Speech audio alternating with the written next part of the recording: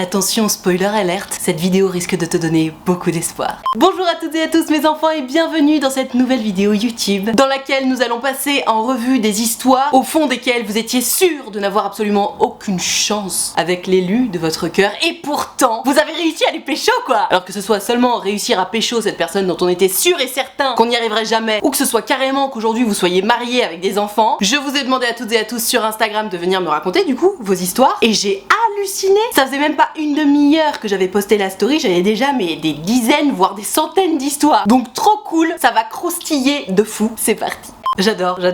Gertrude, elle était avec quelqu'un d'ultra toxique et elle a eu ce crush sur ce mec qui était ultra pote avec le mec ultra toxique et du coup elle s'est dit c'est mort. Et elle a tout fait ultra proprement. Je te spoile pas la fin de l'histoire mais tu la connais. Je te lis tout ça et on en parle. Coucou Nad, petite histoire qui s'est passée au nouvel an de l'année dernière. Alors juste rien à voir mais j'ai l'impression que tout le monde se pécho au nouvel an, c'est un truc de ouf. Prévoyez des soirées au nouvel an les gars parce que c'est prospère. En gros j'étais en crush sur un gars qui était vraiment toxique et je pèse mes mots. Et il s'avère que je l'ai pécho à cette soirée. Sauf que à cette soirée il y avait aussi un autre mec qui était pote avec ce gars et en plus pote avec mon ex. Génial, tout ce qu'il faut. Et j'ai eu un crush monumental sur ce mec. Bien entendu je me suis dit que c'était forcément mort comme il venait de me voir pécho son pote pendant la soirée. Et finalement j'ai tout arrêté avec le mec toxique. J'ai DM ce nouveau crush. Il m'a lui-même avoué qu'il avait eu un crush sur moi pendant cette soirée. Résultat, on sort ensemble depuis 9 mois. Bon tournage, bisous, hashtag et pourtant. Non mais j'adore ma Gertrude. De toute façon j'ai tourné cette vidéo pour que tous celles et ceux qui se disent ah non mais c'est mort de toute façon je vais pas y aller parce que je sais que j'ai zéro chance prennent un peu confiance en eux et se disent si, il y a une chance. Parce que de toute façon, il y a toujours une chance. Même si c'est 1 sur 1 milliard, il y a toujours une chance. Il y a bien des gens qui gagnent au loto. Bon, donc l'objectif de cette vidéo, parce que je fais jamais une vidéo par hasard, c'est que toi qui regardes cette vidéo, tu prennes confiance en toi et que tu te dises si les gens de cette vidéo ont réussi, pourquoi pas moi? Étant donné que nous sommes toutes et tous des êtres humains, il n'y a pas de raison que certains y arrivent et pas d'autres. Donc ma Gertrude, moi ce que j'aime dans ton histoire, c'est que bon, tu m'expliques qu'il y avait ce mec sur qui t'étais en crush, tu l'as pécho, alors toxique ou pas, dans tous les cas, t'as réussi à pécho ton crush, on est très content pour toi, même si on aurait préféré qu'il soit pas toxique. Et ce que j'aime beaucoup, c'est que malgré le fait que tu t'es dit que c'était mort avec ce crush qu'on appellera Alfred et le mec toxique Alphonse, t'as bien terminé les choses proprement avec Alphonse avant de malgré tout, foutu pour foutu, tenter ta chance avec Alfred. Et ça, je trouve ça génial parce que t'as eu ce crush là, de toute façon t'étais avec Alphonse donc bon bah c'était pas le moment, t'as fait tes petites affaires avec Alphonse, t'es allé au bout de l'histoire et ouais je trouve ça génial en fait que foutu pour foutu bah t'es quand même tenté et que t'aies envoyé un message une fois que tout était terminé avec Alphonse. Parce que je suis d'accord avec toi, sur le papier, le mec était pote avec Alphonse et avec ton ex d'avant Alphonse. Bon tu sais il y a un moment tu te dis potentiellement il a pas forcément envie de sortir avec une nana qui est déjà sortie avec 2 de ses potes et en fait la preuve que il y a pas de règle à partir du moment où tu crushes sur quelqu'un et c'est d'ailleurs toujours pour ça que je dis il y a pas de permission à demander. Si il se passe quelque chose, si on sent qu'il peut y avoir des sentiments, une belle histoire, il faut y aller et ne demander de permission à personne. Donc t'as trop bien fait ma Gertrude, merci pour l'inspiration et on passe à l'histoire suivante.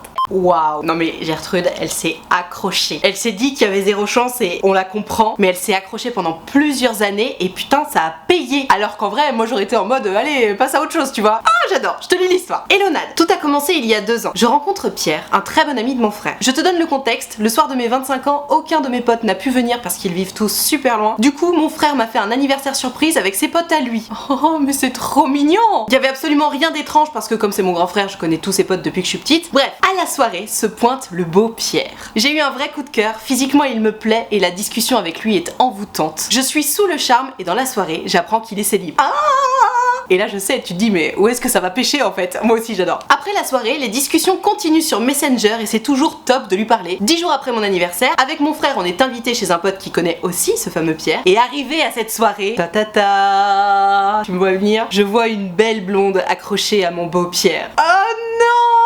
J'apprends en fait qu'il vient de se remettre avec son ex. J'étais dévastée. Tu m'étonnes ma pauvre. Pendant les 2 années qui ont suivi, je l'ai regardé vivre avec cette femme. J'étais malheureuse. J'ai déménagé un peu partout en France pour essayer de passer à autre chose, mais ça ne fonctionnait pas. Et pourtant, enfin, t'as fait précisément ce qu'il fallait faire. Hein. De toute façon, il était en couple il y a un moment. Et c'est quand je me suis rendue à un entretien d'embauche à Versailles que j'apprends qu'il est de nouveau célibataire, sachant qu'elle habite dans la Drôme. Et donc pendant 1 an que je suis en contrat à Versailles, on se rapproche beaucoup, messages, appels, mais bon. bon, il me parle beaucoup de sa rupture, alors je dis rien sur mes sentiments. Et tout a basculé cette année. En février, Pierre fait le premier pas. Il m'écrit et me dit de belles choses, je lui en dis aussi évidemment. Et au mois de mars, je redescends dans ma région, la Drôme, je crois que tu connais un peu. Et effectivement, je connais. Pour celles et ceux qui savent pas, j'ai grandi à Montélimar. Avec Pierre, on se voit, on va au resto et depuis, nous sommes ensemble. Je sors avec le gars pour lequel j'ai eu un coup de foudre il y a 2 ans. Depuis début septembre, on vit ensemble et c'est que du bonheur. Un seul mot, patience. L'amour le vrai, ça vaut le coup. Hashtag et pourtant. Oh là là, mais je te jure, genre, je me sens remplie d'amour par ton histoire. Genre, je suis tellement contente pour toi parce que je vois tellement cette histoire et j'ai tellement de gens qui me racontent ce genre d'histoire, que ce soit par message sur Insta pour les vidéos, que ce soit des gens qui prennent rendez-vous sur mon site utilefutile.fr, des gens tu sais qui s'accrochent et qui me disent mais putain ça fait 1, 2, 3, 5, 10 ans que je pense à cette personne et j'arrive pas à me l'ôter de la tête et tout, et pour toi ça a fonctionné, genre t'as fini par l'avoir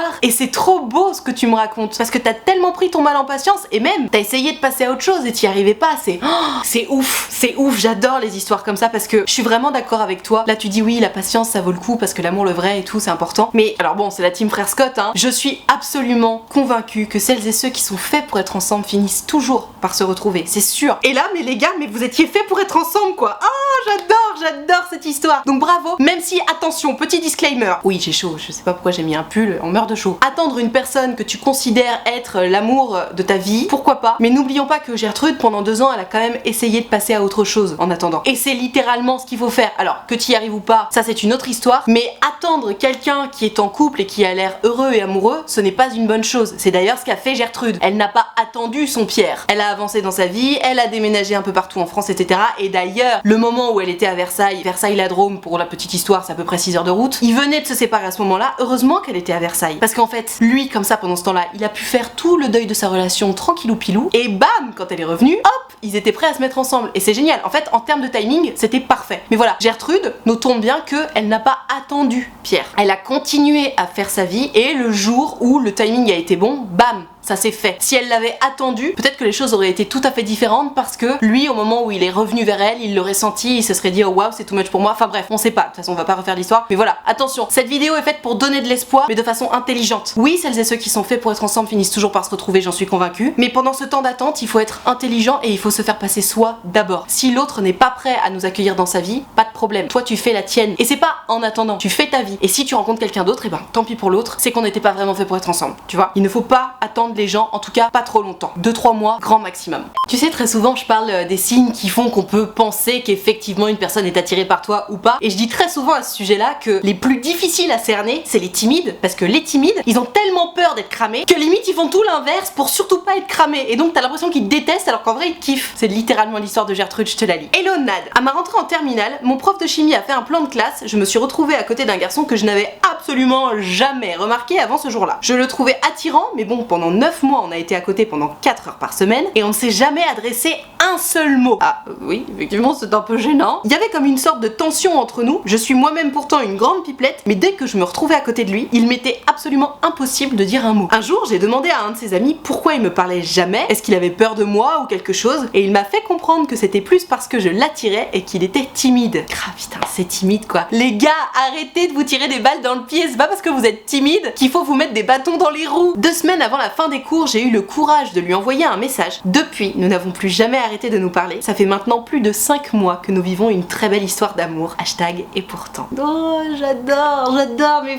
tu vois ça me rend dingue de voir à quel point les timides, ils se compliquent la vie. Et en même temps, ils ont pas le choix. Enfin, c'est presque un mécanisme d'autodéfense pour eux. Ils ont tellement peur qu'on leur fasse du mal que du coup, bah, ils se protègent, ils se surprotègent. Mais heureusement, ma Gertrude, que t'as osé lui envoyer un message, parce que franchement, faut la trouver, la bonne excuse pour envoyer un message à quelqu'un à côté de qui t'es depuis 9 mois, 4 heures par semaine, sans lui avoir jamais adressé la parole. Franchement, il faut des ovaires, meuf, et tu les as eus, et bravo. Vraiment, j'insiste, bravo, parce que tu t'es donné les moyens de tes ambitions. Ce garçon-là, malgré cette espèce de tension un peu bizarre, ben, tu sentais qu'il te plaisait, t'as tenté, et bam, jackpot, quoi. Donc, à tous celles et ceux qui regardent cette vidéo et qui sont potentiellement en crush sur un ou une timide, rappelez-vous bien que les timides, c'est les plus difficiles à cerner. Alors, malgré tout, j'ai quand même fait des vidéos précisément à ce sujet sur comment draguer un ou une timide, etc. Donc, va les voir si c'est ton cas. Mais voilà, ce n'est pas parce que ton crush timide, j'entends, ne t'adresse absolument jamais la parole que c'est mort. Au contraire, si ton crush est timide et que il ou elle n'ose pas te te parler, c'est peut-être presque bon signe. Mais dans tous les cas, l'enseignement que je tire de l'histoire de Gertrude, c'est que à partir du moment où quelqu'un te plaît, il faut oser y aller, il faut oser faire le premier pas. Notamment quand on sent que l'autre est tellement timide que de toute façon il n'y aura pas d'avancée de son côté. Osons nous donner les moyens de nos ambitions, parce que quand on ose enfin, ça fait des étincelles, la preuve. Ça fait 5 mois qu'ils sont heureux et amoureux, trop cool, non? Ça fait envie. Donc go!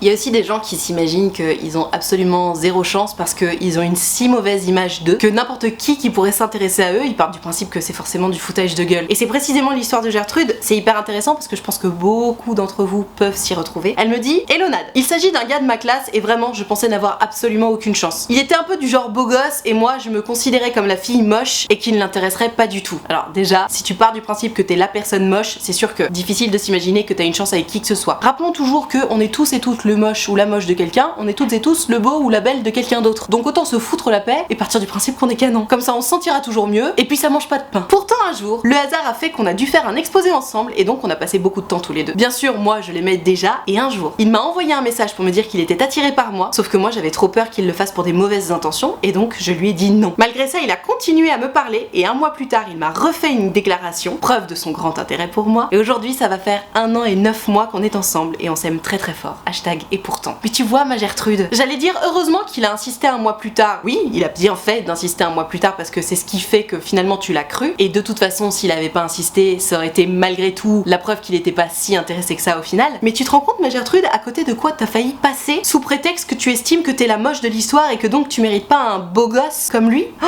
mais tu serais passé à côté d'une histoire d'1 an et 9 mois dans laquelle t'es heureuse, épanouie, amoureuse. Oh, tu te rends compte? C'est pour ça que très souvent j'essaye de dire aux gens: arrête de te juger. De toute façon tu es tel que tu es, c'est à prendre ou à laisser. Donc arrête de partir du principe que t'es le moche ou la moche. Arrête de partir du principe que t'es chiant ou chiante ou pas intéressant ou pas drôle ou que sais-je. Tu es tel que tu es, c'est à prendre ou à laisser. La seule chose qui compte, c'est que toi tu sois dans une perpétuelle évolution vers une meilleure version de toi-même. C'est ça qui compte. C'est de jour après jour essayer de faire en sorte d'être une meilleure personne. Et par meilleure personne, j'entends des valeurs, mais aussi des comportements, une image de soi, une confiance en soi, tout ça, ça compte. Donc toi qui regardes cette vidéo, si jamais comme Gertrude, il y a cette personne qui te plaît et tu te dis non mais moi de toute façon je suis trop chum, j'intéresserai jamais cette personne, rends-toi compte que si tu pars de principe que moi de toute façon je suis trop chum, t'as forcément tort. T'as forcément tort. Personne n'est trop chum. En revanche, beaucoup de gens s'auto-sabotent en se racontant des choses du style je suis trop chum. Donc stop en fait. Stop, stop, stop. Qu'on manque de confiance en soi, très bien. Mais en fait, le fait de se dire des choses comme non mais de toute façon moi je suis trop chum, ça fonctionnera jamais, ou alors je suis pas assez drôle, pas assez intelligente, etc. Ça ne fait que nourrir des sentiments négatifs à nos égards. Donc oublions ce genre de choses. Essayons plutôt de nous dire j'aimerais être encore plus beau ou belle, encore plus drôle, encore plus intéressant, intéressante, etc. Plutôt que de se dire je suis pas assez. La différence elle est hyper importante parce que je suis pas assez c'est négatif, donc tu te tires vers le bas. Alors que si tu te dis j'aimerais être encore plus ceci ou cela, c'est de l'ambition finalement et ça te tire vers le haut. Parce que encore une fois, il me paraît très sain d'être en perpétuelle recherche d'une meilleure version de soi-même. Donc voilà, soyons doux et douces avec nous-mêmes et tirons-nous vers le haut plutôt que vers le bas. Tiens, c'est très intéressant ce qu'elle me raconte Gertrude. Elle me dit: à 15 ans, j'ai eu un énorme crush sur mon dentiste, qui était à l'époque encore étudiant. J'ai attendu ma majorité pour le rajouter sur Facebook et je lui ai souhaité ses 25 ans. Ça fait donc 7 ans d'écart. C'est pas rien à ces âges-là. Sur ce, il m'a envoyé un message privé, on a discuté pendant 2 semaines et on est sortis ensemble pendant 1 an. Je pensais vraiment avoir zéro chance à cause de notre âge et du niveau d'études et pourtant, une alchimie s'est opérée, hashtag et pourtant. C'est hyper intéressant ce que tu me dis. Alors déjà par rapport à l'âge, il fallait absolument que j'en parle dans cette vidéo, mais aussi par rapport au niveau d'études. J'en parle très peu, mais c'est vrai que parfois, souvent, lorsqu'une personne qui va pas forcément avoir un niveau d'études très élevé rencontre quelqu'un d'autre qui lui ou elle a un niveau d'études important, il y a une espèce de complexe qui se crée où celui ou celle qui a moins d'études à son compteur va se dire oh là là mais il ou elle va s'ennuyer avec moi, il ou elle est tellement intelligent ou intelligente, moi je suis chiant ou chiante, je suis pas aussi cultivée que lui ou qu'elle et du coup je vais pas faire le poids, etc. Alors que ce soit au niveau de l'âge ou que ce soit sur le niveau d'études, je pense qu'en réalité les idées qu'on se met dans la tête à ce sujet sont tout à fait similaires. C'est-à-dire que on peut rencontrer quelqu'un de plus vieux ou on peut rencontrer quelqu'un qui a un niveau d'études plus élevé ou qui a les deux par rapport à nous, c'est-à-dire plus vieux et un niveau d'études plus élevé. Dans tous les cas, on va se dire quelque chose comme mais moi je vais être un bébé, ou alors mais moi je vais pas être assez intéressant ou intéressante, moi j'ai pas assez d'expérience, moi j'ai pas assez de culture générale ou que sais-je. En fait, il y a un moment, il faut arrêter de s'excuser d'être qui on est. C'est ce que je disais tout à l'heure. On est tel qu'on est, c'est à prendre ou à laisser. Et de toute façon, on est en perpétuelle évolution vers une meilleure version de soi-même. Évidemment que tu vas avoir moins d'expérience de la vie face à quelqu'un qui a 7 ans plus que toi, évidemment que tu vas moins t'y connaître au sujet de la médecine générale que quelqu'un qui a 7 ans d'études dans la médecine, bien entendu. Mais est-ce que ça fait de toi quelqu'un de pas intéressant? Je ne crois pas. Parce qu'en fait, je vais te dire une bonne chose, quelqu'un qui a 7 ans ou plus d'ailleurs d'études dans tel domaine, peut-être qu'au moment où il sort du taf, il a juste pas envie en fait de continuer à parler de ça. Alors bien entendu, quand tu sors avec des collègues de taf, c'est encore différent. Pour avoir des amis dentistes, c'est vrai qu'ils aiment bien discuter de leurs histoires entre eux, mais c'est des histoires de collègues en fait. De la même façon que toi, si tu croises des collègues de boulot, évidemment que tu vas papoter du taf. Mais lorsque tu te retrouves avec ton amoureux ou ton amoureuse, pour peu qu'il ou elle ne fasse pas la même chose que toi, non, t'as pas forcément envie de parler encore de ton taf quoi. Même moi qui suis absolument passionnée par ce que je fais,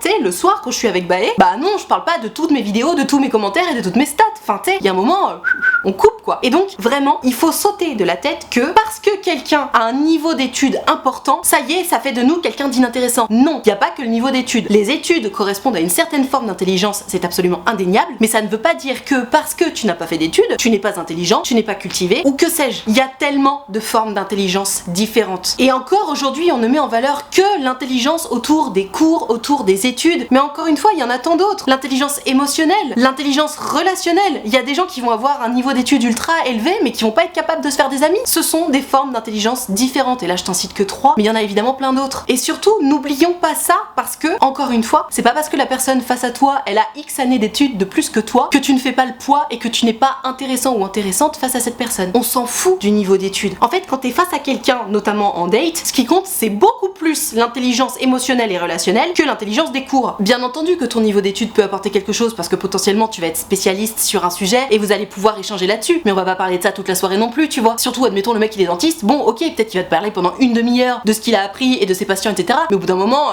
on passe à autre chose, tu vois. Donc redescendons de 10 étages sur cette espèce de complexe par rapport au niveau d'études, et tout ce que je viens de dire par rapport au niveau d'études, c'est pareil au niveau de la différence d'âge. Quelqu'un qui va avoir X années de plus que toi ne va pas penser que t'es un bébé. Pour la raison très simple que, si cette personne pensait que tu es un bébé, il ou elle ne serait pas en face de toi en train de faire un date. Donc arrêtons de nous excuser d'être ce que nous sommes. Si t'es plus jeune, t'inquiète pas que l'autre le savait de base, et il ou elle a décidé de se faire un date avec toi. Donc si au bout d'un moment ça lui convient plus, que tu sois trop jeune et potentiellement moins mature, et ben il ou elle ira voir ailleurs. Mais arrête de t'excuser, parce que de toute façon tu es tel que tu es, ça ne changera pas. Que ça lui plaise ou non, ça ne changera pas. T'auras toujours X années de moins. Donc c'est à prendre ou à laisser, point barre. Voilà, je vais m'arrêter là pour cette vidéo sur les histoires d'amour qu'on croyait impossibles, et pourtant j'avais encore tellement d'autres histoires honnêtement, mais j'aurais de quoi faire au moins 5 ou 6 épisodes. Donc si le concept t'a plu, n'hésite pas à me le dire, peut-être que j'en ferai encore quelques autres épisodes. Dans tous les cas, si t'as aimé, n'hésite pas à mettre un pouce bleu, c'est un très bon indicateur pour moi. Tu peux aussi t'abonner à cette chaîne YouTube, ça me fera drôlement plaisir. Si tu as envie de prendre rendez-vous avec moi pour me raconter ton histoire d'amour, pour savoir éventuellement s'il y a de l'espoir ou pas, ou de toute autre chose, tu le sais depuis le temps, mon site utilefutile.fr est ouvert. Tu peux donc y prendre rendez-vous avec moi pour 20 minutes ou pour 45 minutes selon si ton histoire est longue ou pas, selon si t'as besoin de plus en parler ou pas. Et tu peux choisir de me raconter tout ça à l'écrit, au téléphone ou en visio, selon ce qui te met le plus à l'aise. Dans tous les cas, si t'as envie de prendre rendez-vous avec moi mais que t'oses pas ou que t'as peur ou quoi que ce soit, n'aie pas peur. Je suis évidemment très gentille et très bienveillante, ce qui ne m'empêche pas d'être très honnête. Et c'est toujours hyper sympa de vous avoir en rendez-vous, donc tu n'hésites pas. utilefutile.fr, le lien est dans la barre de description. Je te rappelle également que l'option de souscription payante à ma chaîne YouTube est activée. Ce sont les abonnés de diamant, ils sont là pour me soutenir. C'est la raison pour laquelle il y a une cotisation de 5 € par mois ou plus si tu veux et que tu peux. Et moi, pour les remercier de tout ce soutien, je leur fais régulièrement des lives directement sur YouTube. J'en fais 2 ou 3 par semaine, d'une demi-heure à peu près, et c'est hyper sympa. On discute tous ensemble, ils me posent leurs petites questions, et puis même entre eux, ils se connaissent, ils ont un petit serveur Discord sur lequel ils peuvent discuter entre eux. Et vraiment, tout le monde est très sympa, très accueillant, très bienveillant, donc si t'as envie de venir les rejoindre, tu n'hésites pas. Le lien est dans la barre de description. Et pour terminer, je te rappelle que mon livre Parle en cash, qui est juste ici, est toujours disponible aux éditions Larousse. Tu peux le trouver dans toutes les bonnes librairies de France et de Navarre, dans certains supermarchés. Tu peux aussi bien sûr le trouver sur internet. Je t'ai mis un petit lien dans la description. Si jamais tu te le procures, envoie-moi une petite photo sur Insta, ça me fera drôlement plaisir. Tout ceci étant dit, merci infiniment d'avoir suivi cette vidéo en entier, et moi en attendant la prochaine vidéo, je te fais des très